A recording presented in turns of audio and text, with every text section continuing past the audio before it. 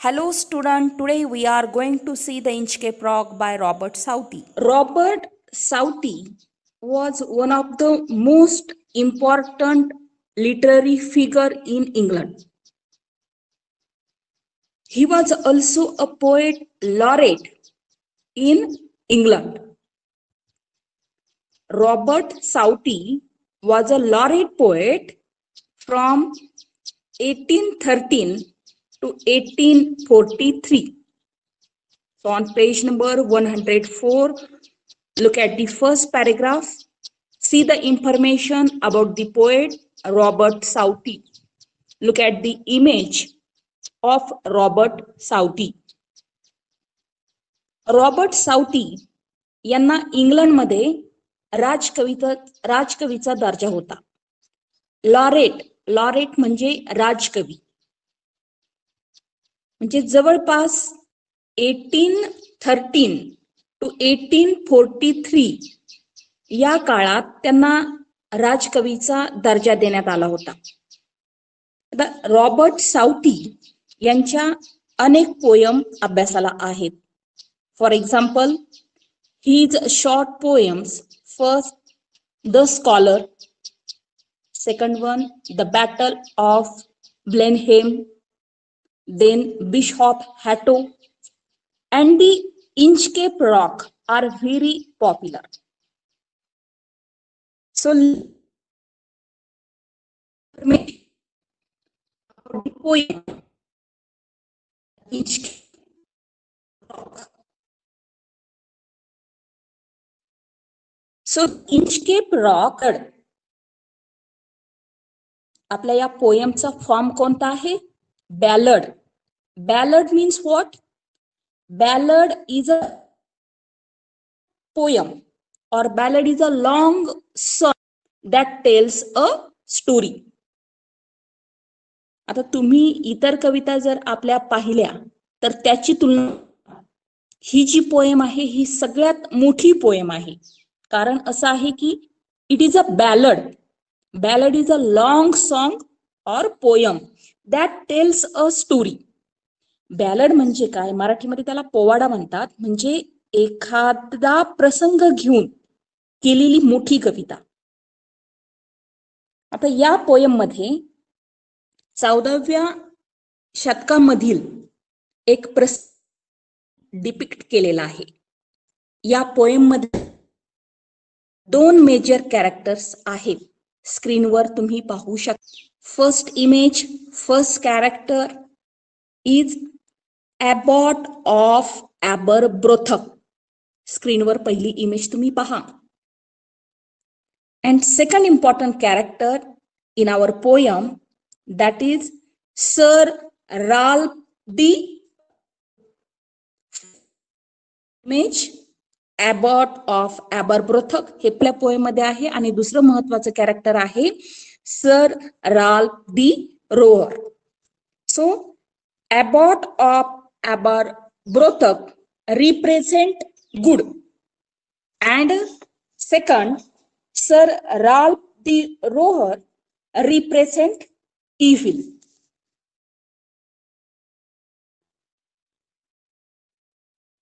What is the central theme poem? या कवितेची मध्यवर्ती कल्पना काय आहे? or what type of message we got from the story? या पोएम मधून मग आपल्याला कोणता संदेश मिळतो? मध्यवर्ती कल्पना काय आहे? So the poem gives us the message that those who do wrong things will meet the punishment. This means as you sow, so shall you reap. म्हणजे जसं पेराल तसं. हिंदीमध्ये असं म्हशी करणी वैसी भरणी. तुम्ही जर गुन्हा केला तर त्याची शिक्षा तुम्हाला मिळणारच आहे. तर पहिला मेसेज आपल्याला कोणता मिळतो? पहिली सेंट्रल थीम या कवितेची काय आहे? Whatever you sow you will reap and your life will show it. Got it? As you sow so shall you reap. जसं पेराल तसंच उगवेल. This means if you do good things, good will happen to you. जर तुम्ही चांगलं काम केलं तर तुमचं चांगलंच होईल. But if you do bad things, bad will happen to you. जर तुम्ही एखादी गोष्ट वाईट बाबतीत वाईट,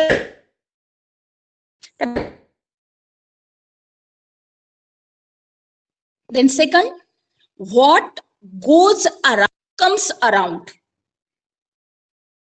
म्हणजे जशी तुम्ही कृती कराल तसा परिणाम तुम्हाला भोगावा लागेल. देन म्हणजे जशाच तसे, हा एक मेसेज आपल्याला या or crime gets its own punishment. म्हणजे जर तुम्ही गुन्हा केला तर त्याची शिक्षा तुम्हाला हमखास मिळणार. So this type of message we get through the poem. तर या कवितेमधून ही मध्यवर्ती कल्पना मांडण्याचा प्रयत्न रॉबर्ट साउथी यांनी 2 मेजर कॅरेक्टर मार्फत केलेला आहे. 2 मेजर कॅरेक्टर कोणते आहेत? Abbot of Aberbrothok and second one that is sir Rob the Rover. या 2 कॅरेक्टरच्या माध्यमातून हा मेसेज पास करण्याचा प्रयत्न केलेला आहे. So what is the first central theme? As you sow so shall you reap. जसं पेराल तसंच उगवेल. Then crime gets its own punishment. गुन्हा केला तर शिक्षा मिळणारच. टिट फॉर टॅट, जशास तसे. Or evil digs a pit for others but fails into the same. जर तुम्ही दुसऱ्यासाठी जर खड्डा खोदला तर त्या खड्ड्यामध्ये तुम्ही स्वतःहूनच पडणार आहात. अगदी या कन्सेप्टवर आधारित ही पोएम आहे. रॉक. सो सी द मरी द इंचकेप रॉक. मग या कवितेमध्ये रॉबर्ट साउथी यांनी काय सांगितलेलं आहे? तर 14व्या शतकामध्ये स्कॉटलंड पासून 18 किलोमीटर अंतरावर समुद्राच्या आतमध्ये एक वाळूचा खूप मोठा खडक आहे आणि त्याच खडकाला द इंचकेप रॉक असं म्हटलेलं आहे, की जे आपल्या पोएमचं टायटल आहे. या समुद्रातून प्रवास करणारी अनेक जहाजं या इंचकेप रॉकला आणि त्यामुळे त्या जहाजांचा ऍक्सिडेंट होतो व म्हणून लोकांना परिणामी जीव गमवावा लागतो. व या इंचकेप या खडकाला आढळून अनेक जणांना जीव गमवावा लागलेला आहे. अनेक जहाजांना अपघात झालेला आहे. आणि म्हणून या पोएम मधलं जे फर्स्ट मेजर कॅरेक्टर आहे abbot of Aber, this character represent good. हे जे पहिलं कॅरेक्टर आहे अबॉट ऑफ ॲबरब्रोथक, हे चांगल्या लोकांचं प्रतिनिधित्व करणारं कॅरेक्टर आहे. मग या अबॉट ऑफ ॲबरब्रोथकनं एक खूप मोठी बेल त्या इंचकेप रॉकच्या वर एका बॉयला लावलेली आहे. तुम्ही इमेज पाहू शकता. पेज नंबर 104 वर तुम्ही ते बॉय तुम्ही पाहू शकता की कशा पद्धतीनं अबॉट ऑफ ॲबरब्रोथकनं एक बेल त्या इंचकेप रॉकच्या त्या बॉयला लावलेली आहे. See the image on page number 104. आता यामुळं जेव्हा जेव्हा त्या समुद्राला भरती येते, त्या पाण्याची पातळी जेव्हा वाढते, तर ते वाढलेलं पाणी त्या बेलला टच होतं आणि ती बेल हलते आणि मग त्या बेलचा आवाज होतो. याचा परिणाम असा की मग जहाजांना दूरवरून कळतं की त्या बाजूला वाळूचा खडक आहे, अर्थात इंचकेप रॉक आहे. आणि मग आपलं जहाज यावर आदळू नये म्हणून ही जहाज काय करतात? आपला रस्ता बदलतात, आपल्या जहाजाचा मार्ग ते बदलतात आणि परिणामी जहाजाचा ऍक्सिडेंट होत नाही आणि त्यांचा जीव वाचतो. त्यामुळं अनेक जहाजातील जी लोक आहेत ती अबॉट ऑफ ॲबरब्रोथकने बेल लावल्यानं त्यांचा जीव वाचल्यानं अबॉट ऑफ ॲबरब्रोथकला आशीर्वाद देतात, ब्लेसिंग देतात. व हीच गोष्ट आपल्या पोएम मधलं दुसरं कॅरेक्टर जे आहे सर राल्फ दी रोवर याला पसंत नसतं. म्हणजे कोणी अबॉट ऑफ ॲबरब्रोथकला ब्लेसिंग दिलेलं किंवा आशीर्वाद दिलेलं सर राल्फ दी रोवर याला आवडत नाही आणि तो ती बेल कापून टाकतो. See the image on a page number 105. त्या ठिकाणी तुम्ही ती इमेज पाहू शकता. मग ही इंचकेप बेल कापून टाकल्यामुळं या सर राल्फ रोवरचं पुढे काय होतं, त्याच्या आयुष्यामध्ये त्याला कोणते प्रॉब्लेम येतात, तर हे या पोएमच्या माध्यमातून रॉबर्ट साउथी यांनी सांगण्याचा प्रयत्न केलेला आहे. I hope student you understand the message of the poem. तर या दोन कॅरेक्टर वरून मला असं वाटतं तुमच्या लक्षात आलं असेल what type of message we got through the poem. If you do good things, good will happen to you. चांगलं केलं तर तुमचं चांगलंच होईल. But if you do bad things, so definitely bad will happen to you. पण एखादं वाईट वर्तन जर तुम्ही केलं तर तुमचं निश्चितपणे वाईटच होणार आहे. As you sow, so shall you reap. पेराल तसंच उगवणार आहे. आणि याच कॉन्सेप्ट वर आधारित ही आपली पोएम आहे, the Inchcape Rock. So first major character abbot of Aberbrothok represent good people and second major character that is sir Ralph the Rover represent the evil. Abbot of Aberbrothok चांगल्या व्यक्तीचं प्रतिनिधित्व आहे आणि sir Ralph the rover वाईट माणसाचं प्रतिनिधित्व या कवितेमधून होत आहे. तर हा होता आपला द इंचकेप रॉक आणि यावर असणारी इंचकेप बेलची. Look at the first stanza.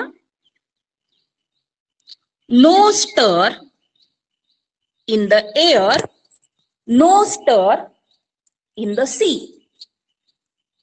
So underline the word stir. Stir means movement, म्हणजे हालचाल. The ship was as still as she could be. Underline the word still. Still, calm, स्तब्ध किंवा स्थिर. Her sails from heaven received no motion. Her keel was steady in the ocean.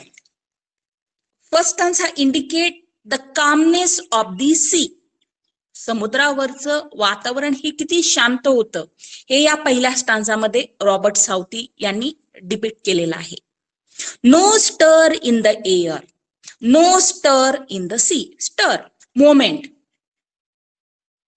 म्हणजे तिथे कोणत्याच प्रकारची movement नव्हती. कोणत्याच प्रकारची मुवमेंट नसल्यामुळं वातावरण हे अगदी शांत होतं. कुठलाच वारा किंवा कुठल्याच प्रकारचं वादळ त्या ठिकाणी नव्हतं. No stir in the air, no stir in the sea. Look at the second line. The ship was as still as she could be. Steel, काम, स्तब्ध किंवा स्थिर. आता जेवढं स्थिर, जेवढं शांत त्या शिपला, त्या जहाजाला राहता येईल तेवढी स्थिर ही शिप होती, तेवढं स्थिर किंवा शांत हे जहाज होतं.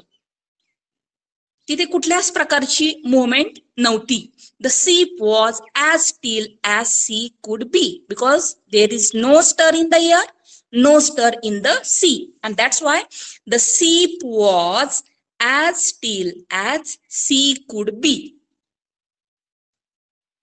Look at the third line.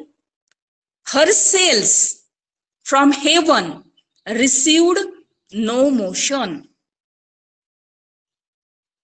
So here the pronoun her is used ship आता या तिसऱ्या लाईन मध्ये हर हे जे काही प्रोनाउन आहे हे प्रोनाउन शिप साठी वापरलेलं आहे, जहाजासाठी वापरलेलं आहे. Her sails from heaven received no motion. Heaven, heaven means here sky, आकाश. आता आकाशात कुठल्याच प्रकारचा वारा वाहत नव्हता, त्या ठिकाणी कुठल्याच प्रकारचं वादळ वाहत नव्हतं, आणि त्यामुळे सेल्स म्हणजे शिपला कुठल्याच प्रकारचं मोशन म्हणजे गती किंवा हालचाल नव्हती. So understand the meaning of the word sail. या तिसऱ्या लाईन मध्ये सेल हा शब्द त्या होल शिप साठी वापरलेला आहे. सेल म्हणजे ते संपूर्ण जहाज. Then look at the last line. Her keel was steady in the ocean. So what is mean by kill? Look at the image. Kill. Kill means base of the ship. कुठल्याही शिपचं जे खालचं structure असतं, कुठल्याही शिपचा जो खालचा आधार असतो, म्हणजे थोडक्यात खालची फ्रेम त्या इमेज मध्ये तुम्ही पाहू शकता, त्याला किल म्हणतात. किल म्हणजे थोडक्यात संपूर्ण ship. Okay. And steady, steady म्हणजे स्थिर. Have you got the meaning of the word keel? Keel म्हणजे काय हे लक्षात आलंय का? Hello hello. Yes, ma'am. हो yes. Keel, keel base of the ship. लक्षात आलंय ना? शिपचं जे खालचं स्ट्रक्चर असतं किंवा खालची जी फ्रेम असते किंवा जो आधार असतो त्याला किल असं म्हटलेलं आहे. So what is the meaning of the last line? Her keel was steady in the ocean. म्हणजे संपूर्ण जहाज हे स्थिर होतं. आता कशामुळे ते स्थिर होतं? आपण वरच्या 3 लाईन मध्ये पाहिलेलं आहे. तिथे कोणत्याच प्रकारची मुवमेंट नव्हती. आजूबाजूचं वातावरण हे कसं होतं? शांत होतं. कुठलाच वारा किंवा वादळ त्या ठिकाणी नव्हतं, आणि म्हणून ते जहाजाला जेवढं स्थिर, जेवढं स्तब्ध राहता येईल तेवढं ते जहाज ते स्थिर होतं, स्टेडी होतं, कारण त्या जहाजाला तिथे कुठल्याच प्रकारची मुवमेंट मिळत नव्हती. So look at the atmosphere. ते आकाशामध्ये सुद्धा कुठल्याच प्रकारचा वारा वाहत नव्हता, कुठल्याच प्रकारचं वादळ वाहत नव्हतं, आणि त्यामुळं त्या शिपची कोणत्याच प्रकारची हालचाल नव्हती. वातावरण हे अगदी शांत होतं. So this is the paraphrase of the first stanza. Thank you. Hello student, today we are going to see the Inchcape Rock by Robert Southey. Robert Southey was one of the most important literary figure in England. He was also a poet laureate in England. Robert Southey was a laureate poet from 1813 to 1843. So on page number 104, look at the first paragraph. See the information about the poet Robert Southey. Look at the image of Robert Southey. Robert Southee यांना इंग्लंडमध्ये राजकवीचा दर्जा होता. Laureate, laureate म्हणजे राजकवी. म्हणजे जवळपास 1813 to 1843 या काळात त्यांना राजकवीचा दर्जा देण्यात आला होता. रॉबर्ट साउथी यांच्या अनेक पोयम अभ्यासाला आहेत. For example, his short poems, first The Scholar, second one The Battle of Blenheim, then Bishop Hatto and the Inchcape Rock are very popular. So the poem Inchcape Rock.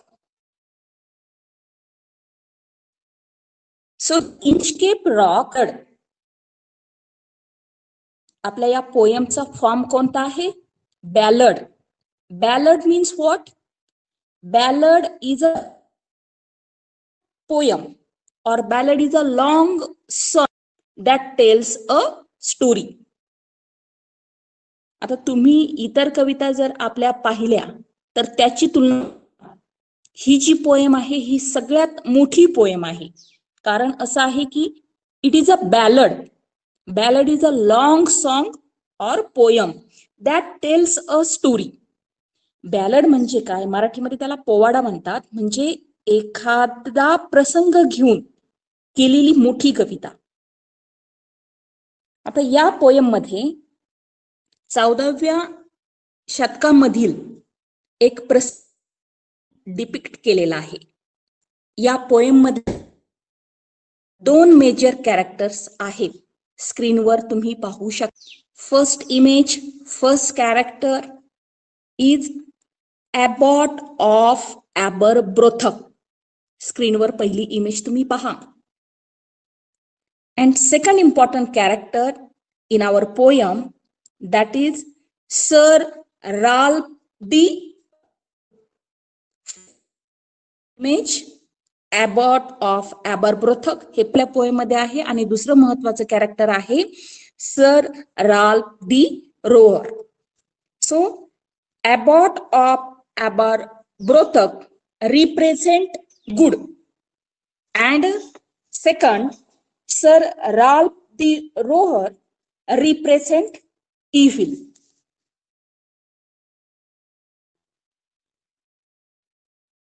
What is the central theme poem?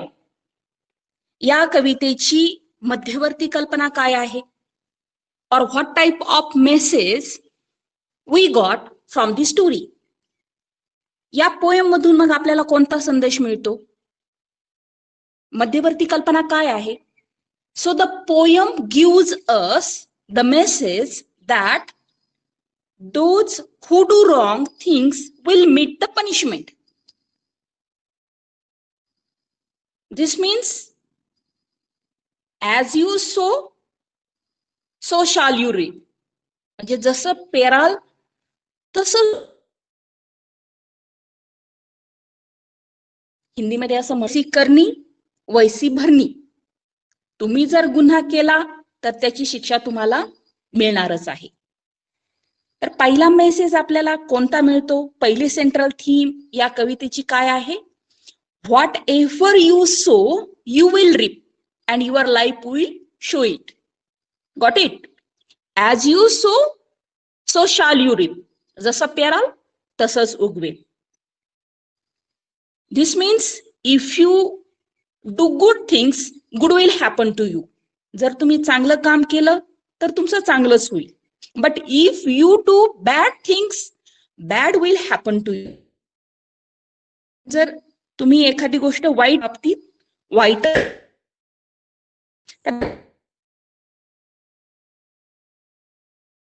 Then second, what goes around comes around. म्हणजे जशी तुम्ही कृती कराल तसा परिणाम तुम्हाला भोगावा लागेल. देन म्हणजे जशाच तसे. हा एक मेसेज आपल्याला या or crime gets its own punishment. म्हणजे जर तुम्ही गुन्हा केला तर त्याची शिक्षा तुम्हाला हमखास मिळणार. So this type of message we get through the poem. तर या कवितेमधून ही मध्यवर्ती कल्पना मांडण्याचा प्रयत्न रॉबर्ट साउथी यांनी 2 मेजर कॅरेक्टर मार्फत केलेला आहे. 2 मेजर कॅरेक्टर कोणते आहेत?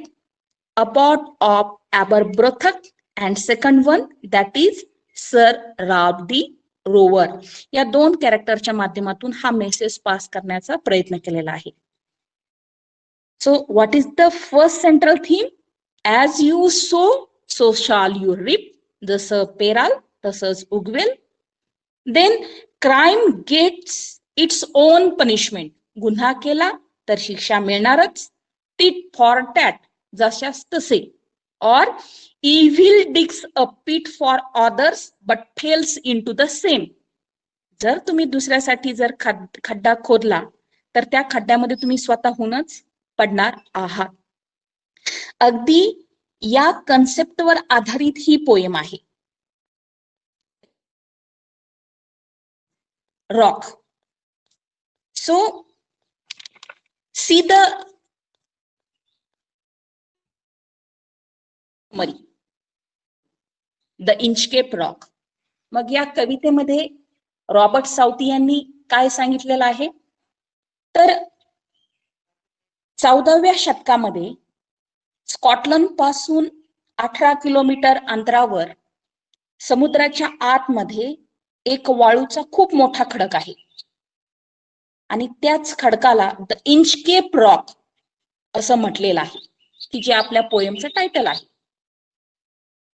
या समुद्रातून प्रवास करणारी अनेक जहाज या इंचकेप रॉकला आणि त्यामुळे त्या जहाजांचा ऍक्सिडेंट होतो व म्हणून लोकांना परिणामी जीव गमवावा लागतो. व या इंचकेप या खडकाला आढळून अनेक जणांना जीव गमवावा लागलेला आहे, अनेक जहाजांना अपघात झालेला आहे. आणि म्हणून या पोएम मधलं जे फर्स्ट मेजर कॅरेक्टर आहे abbot of Aber, this character represent good. हे जे पहिलं कॅरेक्टर आहे अबॉट ऑफ ॲबारबोथक, हे चांगल्या लोकांचं प्रतिनिधित्व करणारं कॅरेक्टर आहे. मग या अबॉट ऑफ ॲबारब्रोथकनं एक खूप मोठी बेल त्या इंचकेप रॉकच्या वर एका बॉयला लावलेली आहे. तुम्ही इमेज पाहू शकता, पेज नंबर 104 वर तुम्ही ते बॉय तुम्ही पाहू शकता की कशा पद्धतीनं अबॉट ऑफ ॲबारब्रोथकनं एक बेल त्या इंचकेप रॉकच्या त्या बॉयला लावलेली आहे. See the image on page number 104.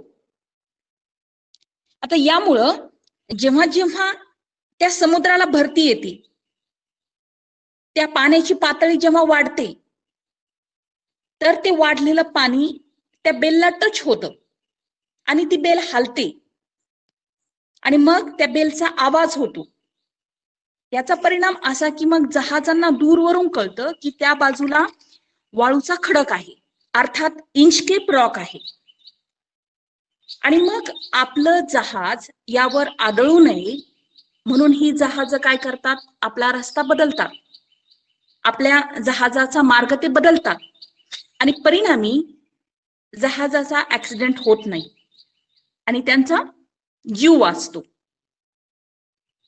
त्यामुळं अनेक जहाजातील जी लोक आहेत ती अबॉट ऑफ ॲबारब्रोथकने बेल लावल्यानं त्यांचा जीव वाचल्यानं अबॉट ऑफ ॲबारब्रोथकला आशीर्वाद देतात, ब्लेसिंग देतात. व हीच गोष्ट आपल्या पोएम मधलं दुसरं कॅरेक्टर जे आहे सर राल्फ दी रोवर याला पसंत नसतं. म्हणजे कोणी अबॉट ऑफ ॲबारब्रोथकला ब्लेसिंग दिलेलं किंवा आशीर्वाद दिलेलं सर राल्फ दी रोवर याला आवडत नाही आणि तो ती बेल कापून टाकतो. See the image on page number 105. त्या ठिकाणी तुम्ही ती इमेज पाहू शकता. मग ही इंचकेप बेल कापून टाकल्यामुळं या सर राल्फ रोवरचं पुढे काय होतं, त्याच्या आयुष्यामध्ये त्याला कोणते प्रॉब्लेम येतात, तर हे या पोएमच्या माध्यमातून रॉबर्ट साउथी यांनी सांगण्याचा प्रयत्न केलेला आहे. I hope student you understand the message of the poem.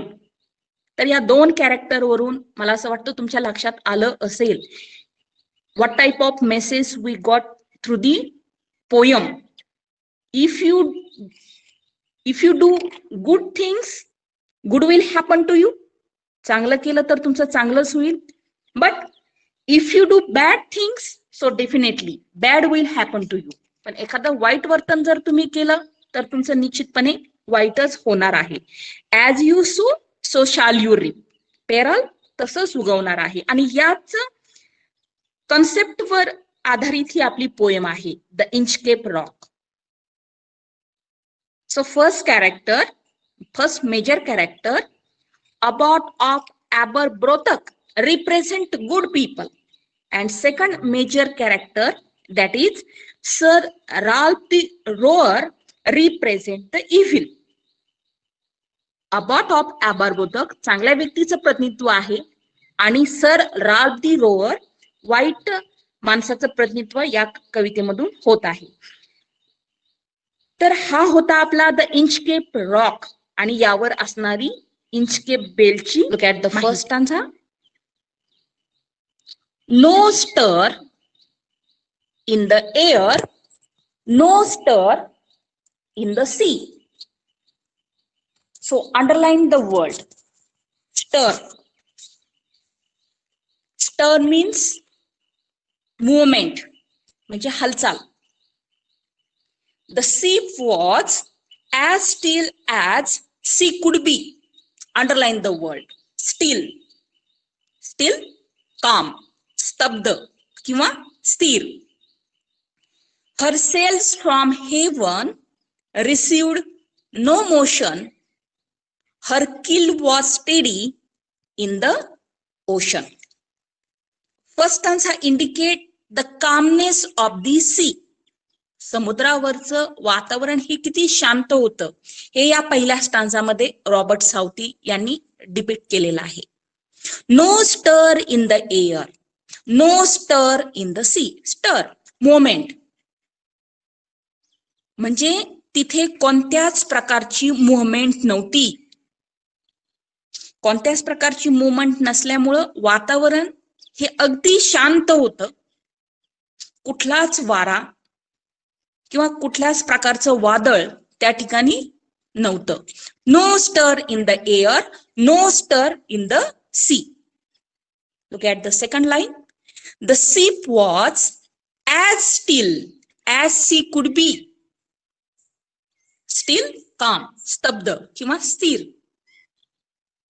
आता जेवढं स्थिर, जेवढं शांत त्या शिपला, त्या जहाजाला राहता येईल तेवढी स्थिर ही शिप होती. तेवढं स्थिर किंवा शांत हे जहाज होतं. तिथे कुठल्याच प्रकारची मुवमेंट नव्हती. The ship was as still as she could be because there is no stir in the air, no stir in the sea. And that's why the ship was as still as sea could be. Look at the third line. Her sails from heaven received no motion. So here the pronoun her is used ship. आता या तिसऱ्या line मध्ये हर हे जे काही pronoun आहे हे pronoun ship साठी वापरलेलं आहे, जहाजासाठी वापरलेलं आहे. Her sails from heaven received no motion. Heaven, heaven means here sky, आकाश. आता आकाशात कुठल्याच प्रकारचा वारा वाहत नव्हता.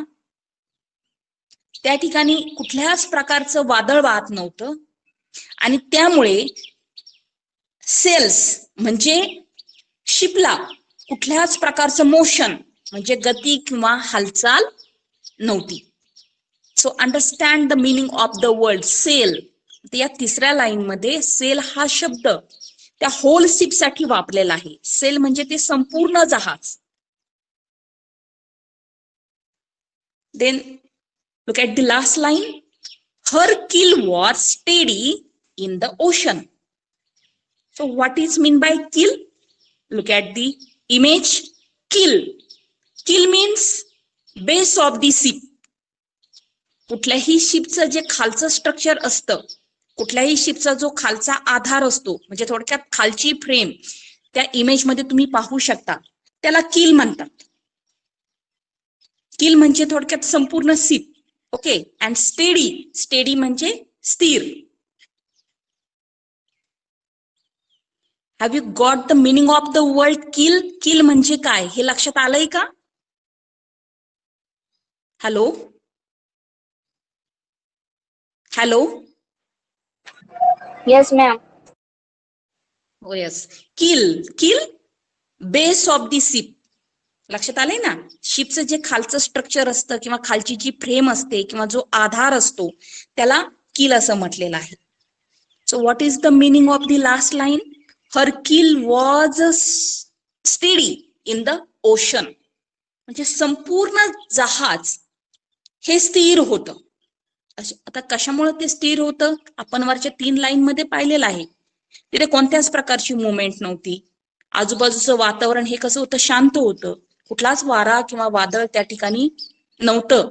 आणि म्हणून ते जहाजाला जेवढं स्थिर, जेवढं स्तब्ध राहता येईल तेवढं ते जहाज ते स्थिर होतं, स्टेडी होतं.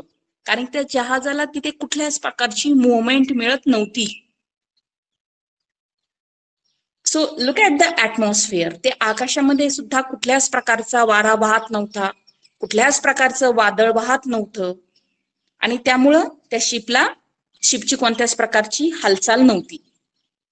वातावरण हे अगदी शांत होतं. So this is the paraphrase of the first stanza. Thank you.